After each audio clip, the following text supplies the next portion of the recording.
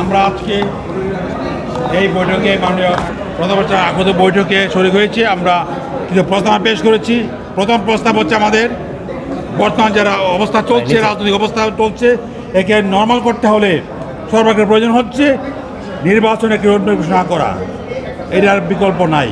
আমরা এটা বলেছি যে বিচার কাজে শুরু হয়েছে, এটাকে দৃশ্যমান শুরু হয়েছে, আরও দৃশ্যমান করতে হবে। এবং এটাও বলেছি আমরা জুলাইয়ের মধ্যেই সংস্কার কাজ সম্পাদন করা সম্ভব। তারা যে বর্ণনা দিয়েছেন বুঝতে পেরেছি। এখন চেষ্টা করলে জুলাইয়ের মধ্যেই এই কাজ করা সম্ভব। কাজে আমরা এই তিনটি বিষয়ে যাতে ঠিকমতো কাজটা হয় আমরা দাবি জানিয়েছি। আশা করি এগুলো হবে ইনশাআল্লাহ। আসসালামু আলাইকুম রহমতুল্লাহ।